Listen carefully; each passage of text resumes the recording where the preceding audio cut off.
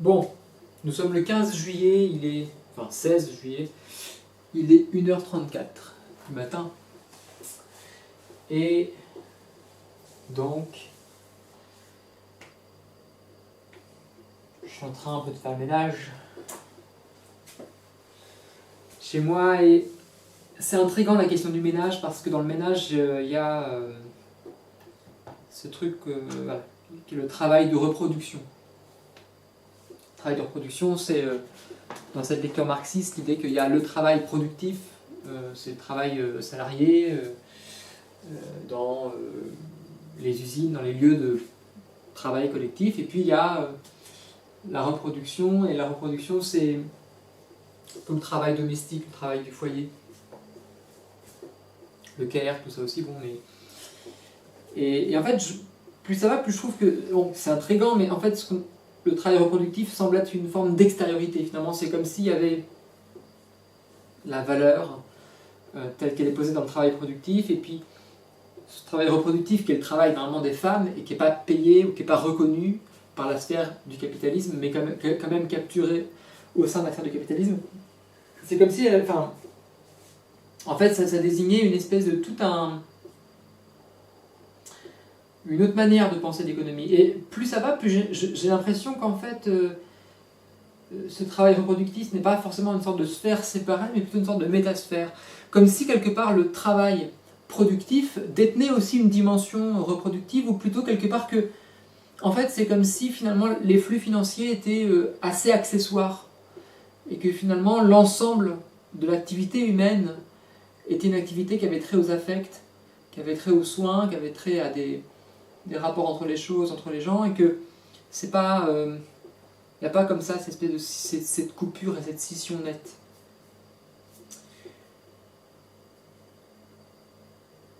Cette lecture de travail productif, on la trouve chez Silvia Federici, on la trouve aussi de manière peut-être un peu différente, mais non, c'est ça aussi, dans la Welche-Kritik, la critique de la valeur, critique de la valeur dissociation, de Roswitha Schulz.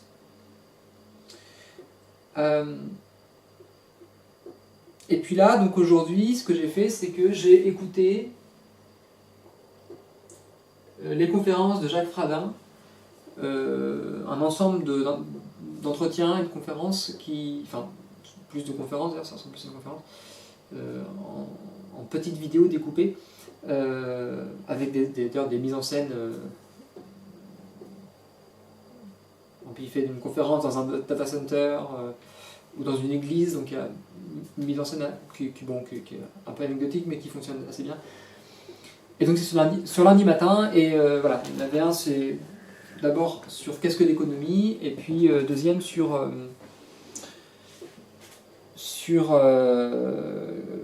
qu'est-ce que la valeur. Et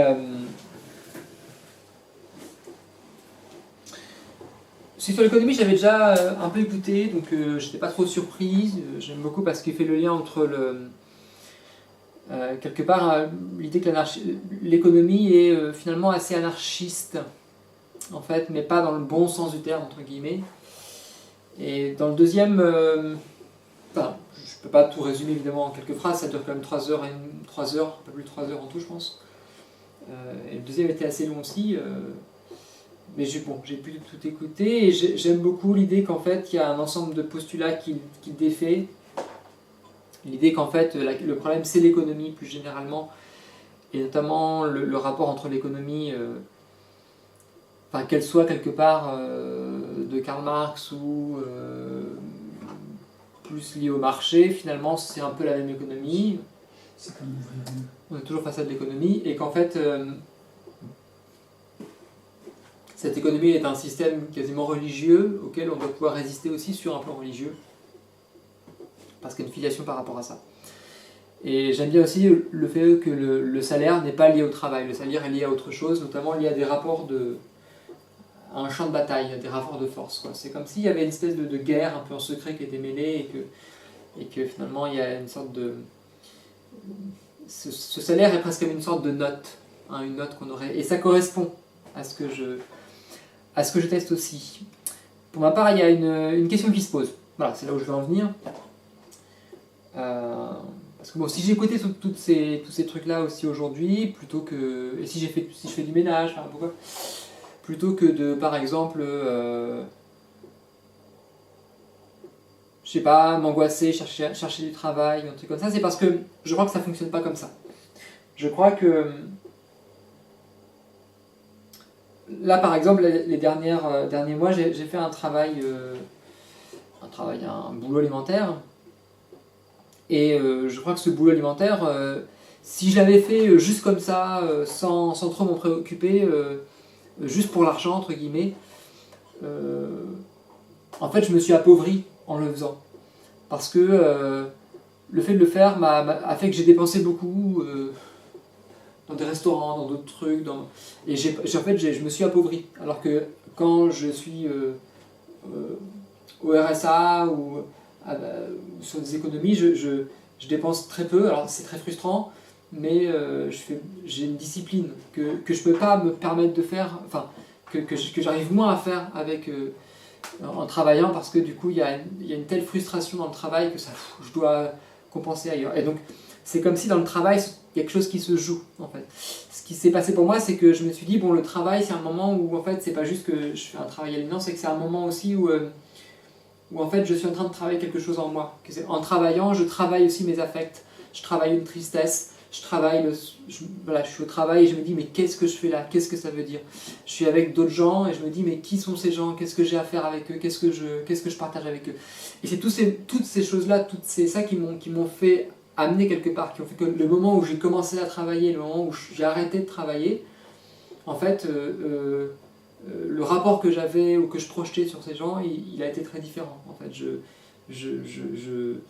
ce travail m'a transformé quelque part, mais c'est pas parce qu'il était bien en tant que tel, il m'a transformé parce que je me suis confronté à une situation quelque part et j'en ai un peu compris la signification pour moi, finalement, tout ce que je pouvais projeter.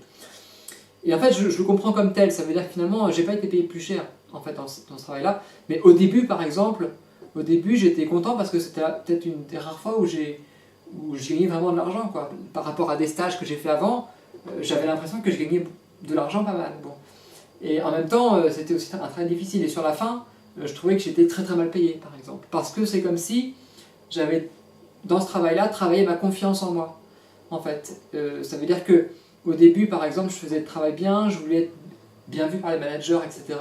Et puis progressivement, je me suis rendu compte que les managers, en fait, j'étais pas...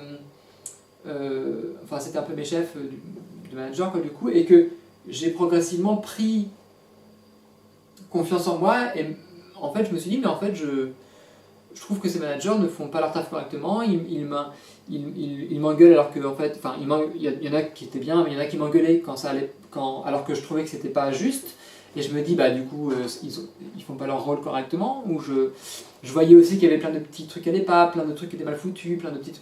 Et donc, en fait, quelque part, je prenais confiance en moi, quelque part,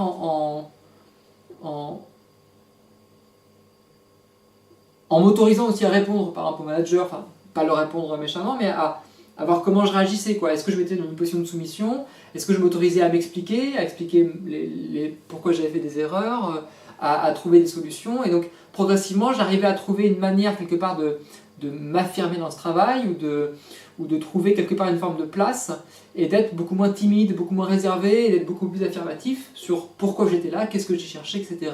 Et d'être beaucoup plus clair, en fait. Et c'est comme si c'était finalement cet espace était une forme d'entraînement. Le travail était une sorte d'entraînement à me dire comment je fais pour trouver une position, pour me fixer, pour savoir qu'est-ce que je dois faire ou pas, comment, et d'avoir quelque part une forme d'être beaucoup moins timide, quoi, et d'être beaucoup plus à l'aise, jusqu'à quelque part en avoir un peu presque pas plus rien à foutre, c'est pas ça, mais juste je fais mon taf et puis c'est bon, je le fais pas plus. Et, voilà. Et donc du coup il y a ça, c'était une manière pour moi comme un espace quasiment entre guillemets thérapeutique. C'est pas la question d'être thérapeutique, mais d'utiliser l'espace du travail comme espace de confrontation, d'entraînement et de prise de force un petit peu, jusqu'à me dire bah c'est bon, j'ai fait le tour, j'ai vu ce que je voulais, j'ai eu un petit peu d'argent, mais finalement L'argent n'est pas tellement plus important, l'argent en tant que tel, que tout ce que j'ai pu y apprendre à côté. Et pas tant apprendre du travail par lui-même, mais apprendre contre le travail. Hein. C'est parce que précisément, en fait, je voulais presque épuiser les possibilités de ce travail. Ça veut dire quelque part comprendre qu'est-ce qui me retenait dans ce travail, qu'est-ce qui faisait que mine de rien ce travail m'intéressait, et puis surtout qu'est-ce qui faisait que ça ne m'intéressait pas du tout. Et quelque part arriver à discerner ce qui m'intéresse pas pour me dire ce qui m'intéresse dans le travail, comment je peux le trouver ailleurs, et ce qui m'intéresse pas, comment je peux quelque part l'intégrer, le vivre entièrement émotionnellement pour pas que ça recommence. Voilà, et pour m'en protéger du coup. Et donc voilà, jusqu'à justement que finalement le travail au bout d'un moment perde son intérêt, puisque finalement je me disais finalement, est-ce qu'il y a quelque chose maintenant, est-ce qu'il reste encore des choses, voilà. Donc il s'agit d'épuiser ça, hein, d'épuiser les possibilités que m'offrait ce travail, pour me dire finalement, voilà, autant trouver ça ailleurs, etc. Là pour le coup, à la fin je me suis dit finalement en fait, entre faire ce travail et me lancer en tant qu'artiste, peut-être que dans l'art, peut-être trouver aussi de l'argent, quoi, du coup. Donc, par exemple, des résidences, des choses comme ça. Bon. Mais en même temps, ça c'était juste... Et voilà, donc je dis ça parce que là pour le coup, j'ai revu un ancien professeur, artiste et ami qui m'encourageait du coup à faire des résidences d'artistes. Et moi, je suis un petit peu... je crois que c'est marrant parce que à la fois d'un côté je me dis oui, c'est ce qui semblerait qu'il faudrait que je fasse d'un côté, et de l'autre je le sens pas trop. Je pense que ça dépend aussi des résidences en tant que telles, mais il y a quelque chose qui... C'est marrant ça, c'est comme si je me dis mais en fait j'ai l'impression d'avancer extrêmement vite. Alors je vois bien qu'il y a des choses qui vont pas, je vois bien que quelque part que le RSA va devenir un problème Enfin, moi je peux pas être... Comme beaucoup d'artistes, je suis au RSA, j'ai un cadre de vie qui me permet de vivre avec assez peu d'argent, mais n'empêche que ça ne suffit pas, et ça va poser un problème à long terme. Ça, je suis d'accord, évidemment, comme je pense qu'on est beaucoup aussi. Là, je viens de voir un petit reportage sur l'inflation, et ça me stresse, parce que je me dis, oulala, en fait, ça va être compliqué, mais voilà. Et en fait, il y a des... Donc je vois bien, en fait, qu'il y a un problème par rapport à ça. En même temps, ce que je veux dire, c'est que c'est de la même manière que pour le travail, j'ai l'impression qu'en fait, c'est pas... Enfin, essayer de trouver très vite un taf pour me dire il faut de l'argent, c'est pas comprendre. Pour moi, j'ai l'impression que c'est pas comprendre la question. Ça veut dire qu'en fait, derrière cette question de l'inflation, etc., ces choses-là, si je réagis par la peur, ça ne fonctionne pas. J'ai l'impression qu'il faut que je comprenne la logique de ça, que je comprenne la logique de l'inflation.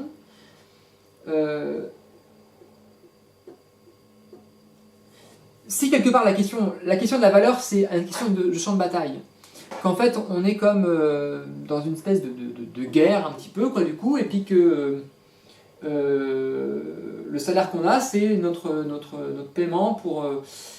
quelque part on achète notre puissance, il y a un côté comme ça, notre force, quoi. Bon.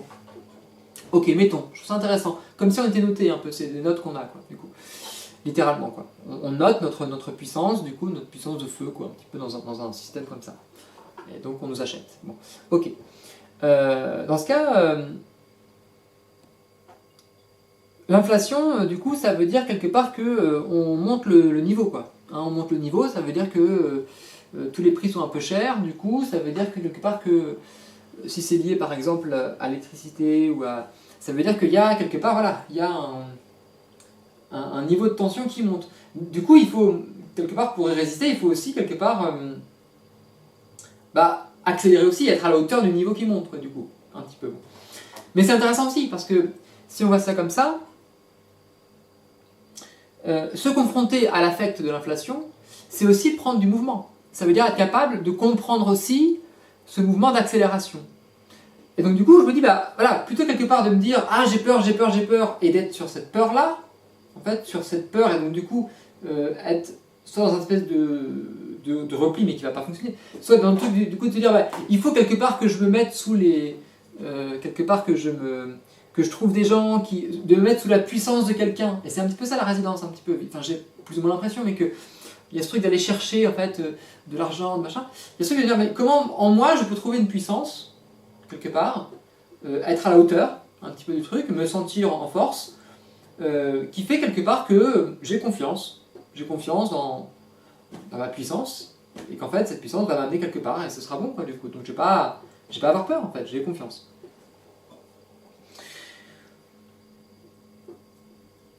Alors c'est en effet l'idée quelque part, voilà, ça se fonde sur cette idée de confiance, de puissance et de rapport à l'affect. Et c'est intriguant parce que moi c'est ce que je remarque aussi, c'est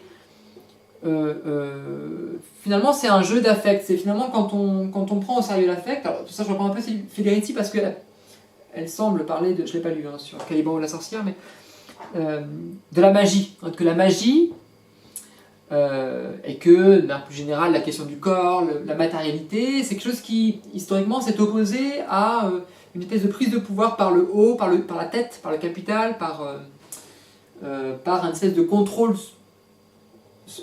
par l'esprit sur les corps.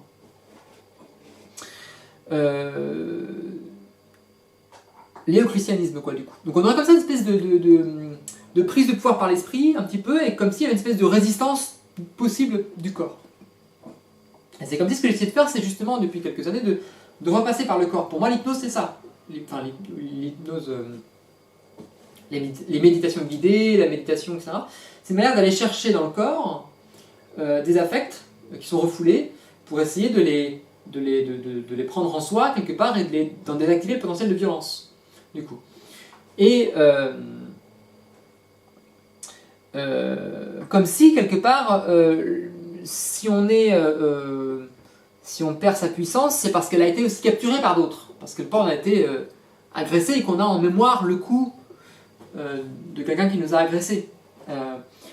Et que ça se rejoue, quoi, du coup. Moi, ce qui m'intéressait, c'est que dans le travail, par exemple, quand quelqu'un me manquait de respect, ça réactivait en moi une sorte de blessure, de crainte, mais du coup, en la réactivant, en rentrant chez moi le soir, ou même comme ça, bon, du coup, je pouvais me concentrer dessus. Et en comprendre la signification, en comprendre l'histoire, démêler l'affect, et quelque part transformer cet affect en une force, une puissance. Parce que comme je comprends d'où ça vient, du coup, je peux démêler le truc, et hop, ça va mieux, quoi, du coup, bon.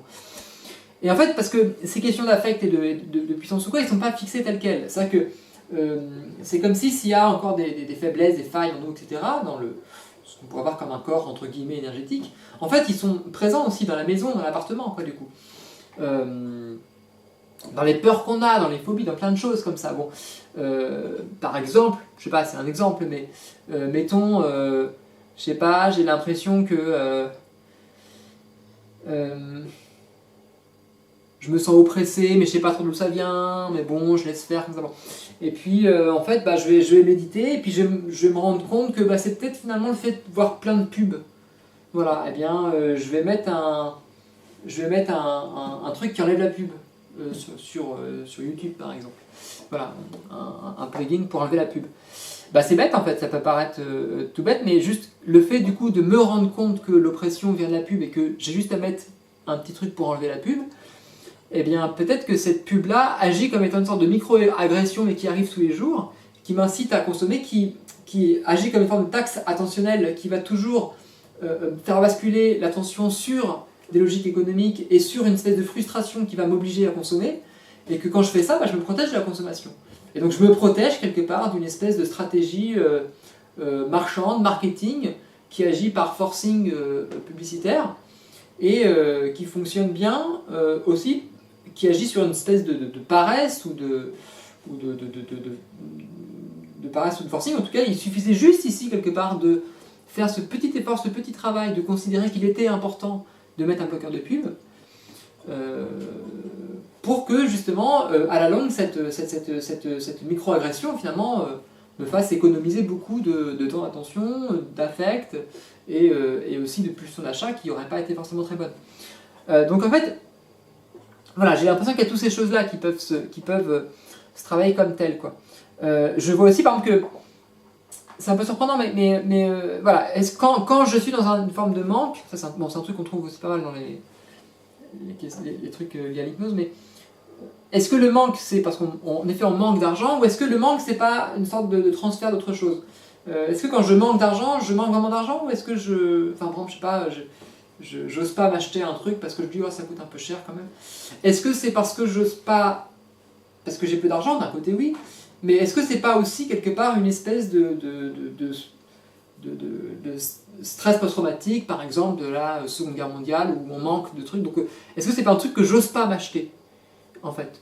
Mais qu'à vrai dire, je pourrais aussi m'acheter, c'est pas très grave non plus, parce que quelque part, peut-être que si je me refuse d'acheter ce truc-là, bah, peut-être que en fait, je vais être frustré, et que je vais, je sais pas, mal manger ou quoi, mais que quelques jours après, je vais aller manger un fast-food, là, et ça va me coûter beaucoup plus cher, mais du coup, là, je vais dépenser plus parce que j'ai plus l'habitude. Enfin, donc peut-être quelque part qu'il faut au contraire que je m'autorise à acheter ce produit-là, parce qu'en l'achetant, je vais débloquer un affect, débloquer un système de pulsion, peut-être manger un truc que j'ai jamais mangé, donc ça va me permettre de découvrir autre chose, etc. Et ça va m'amener autre part. Et il y a cette idée de se dire, quand on bloque sur l'argent, quand on bloque sur une dépense, peut-être que c'est là, au contraire, où il faut y aller. Au contraire, où il faut débloquer l'affect de manque pour pas le laisser arriver. Alors, là-dessus, j'ai l'impression que justement, dans les hypnoses, il s'agit presque de vivre les affects par procuration, par anticipation. Non, pas par procuration, par anticipation.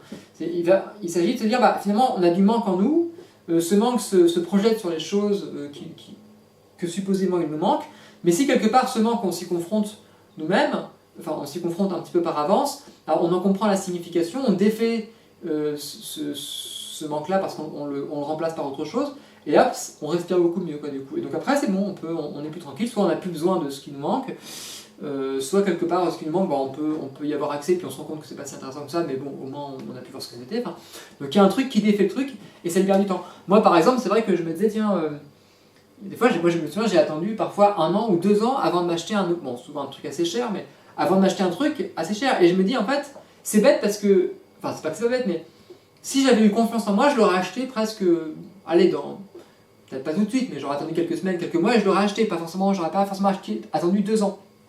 Et en fait, peut-être que ne pas investir tout de suite, bah, ça fait que pendant ces 2 ans, eh bien, je fais sans cet objet-là, mais est-ce que quelque part c'est pas bon, est-ce que vraiment c'est une vraie économie d'attendre 2 ans? Est-ce que c'est vraiment pertinent? Est-ce que ce manque que j'ai ressenti de cet objet, il a pas... Enfin, est-ce que quelque part il n'y aurait pas quelque chose qui fait que voilà, une fois que l'objet on l'a, c'est bon, on a pu y penser, c'est bon, c'est là, on a pu à se dire, est-ce qu'il faut que j'achète ou pas? Est-ce que c'est le moment? Est-ce que c'est machin? On n'est plus en train d'hésiter, mais le truc est fait, donc c'est bon, on passe à autre chose. Et ça libère de l'énergie mentale. Donc j'ai l'impression qu'il y a tout ce rapport-là aussi, voilà. En fait, dès le moment où un truc nous manque, on y pense, on y pense. Dès le moment où il nous manque plus, bah, on peut passer à autre chose, quoi. C'est bon. Et donc il y a la question beaucoup finalement de cette espèce de banque attentionnelle, quoi, en fait. Et j'ai l'impression que c'est beaucoup ça aussi. Il y a un truc de, finalement, tout ce qui manque, c'est quelque chose qui reste en tête, quoi. Du coup, comment défaire ça? Comment défaire ce manque qui, finalement, le manque n'est pas quelque chose qui est toujours en moins, c'est plus quelque chose qui reste dans l'esprit, en fait, qui occupe l'esprit. Et donc c'est une sorte au contraire, de poids mental qui est positif, qui est mis en plus, quoi, du coup. Et c'est comme si c'était ça qui appauvrissait, en tant que tel. Donc voilà, moi j'ai l'impression que, pareil, il est dans le ménage, chose que, bon, je ne fais pas assez, mais je me rends compte de ça, qu'en fait, j'ai l'impression que prendre soin de la maison, ou prendre soin de son corps, ou prendre soin de soi, c'est garder en soi une puissance qu'on ne va pas brader, quelque part.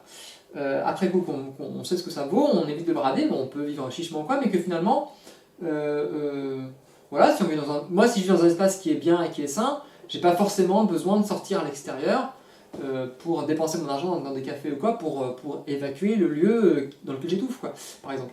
Donc voilà, donc du coup il y a tout un truc là-dessus qui se pose sur le poids du coup de l'espace de la reproduction. Je dis ça sachant que j'ai vécu, je vis ce truc-là des fois. J'ai vu des moments aussi où tout est complètement dérangé et je sens quelque part que j'ai pas trop envie d'être chez moi parce que ça, je me suis trop, voilà, j'ai plus d'énergie en fait, plus d'énergie pour ranger ou quoi, alors qu'en fait justement c'est un truc qui se... Et donc voilà, donc du coup je me pose la question, et je me dis même pareil en tant qu'artiste, du coup c'est ce truc de finalement... est-ce qu'en tant qu'artiste, ce qui nous manque c'est de l'argent, ou est-ce que ce qui nous manque c'est pas... Enfin, ce qui nous manque, je sais pas, mais la question de la puissance, qui est de se dire, en fait...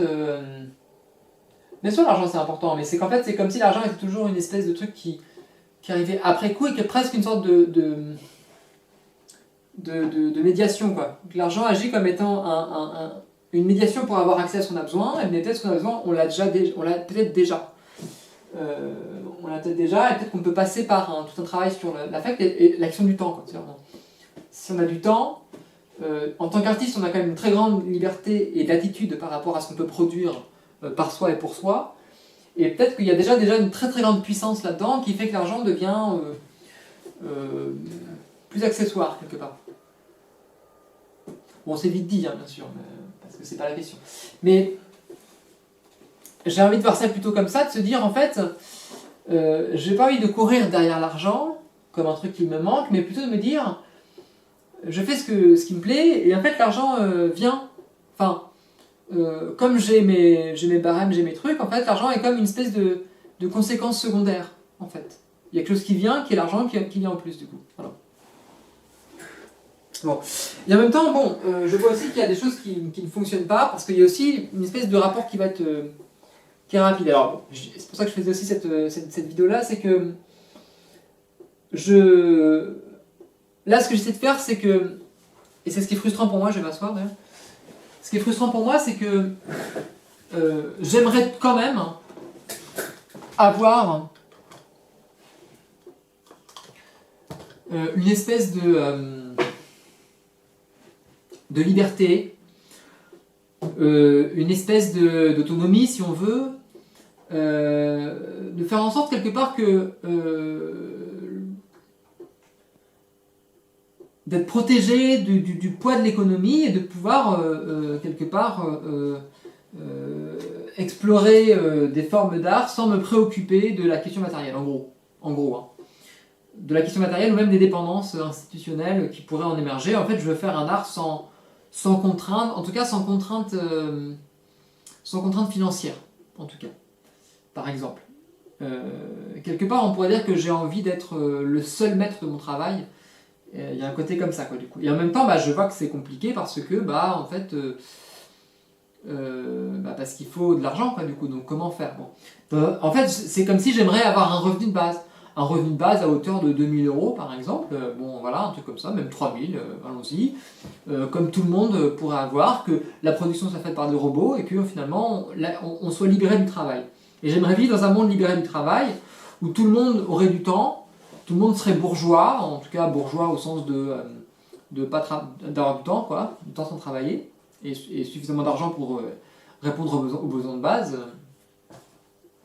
Voilà quoi. Et je me dis, voilà, je veux quelque part que cette chose soit accessible. En tout cas, quand on est artiste, que ça puisse être accessible.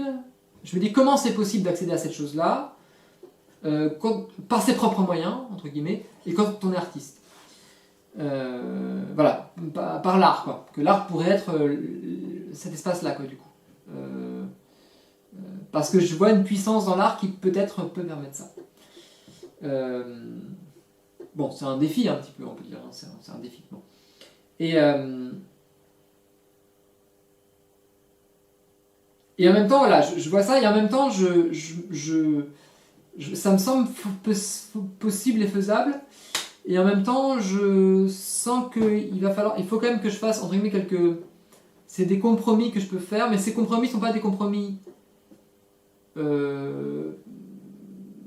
par nécessité, c'est plus des compromis par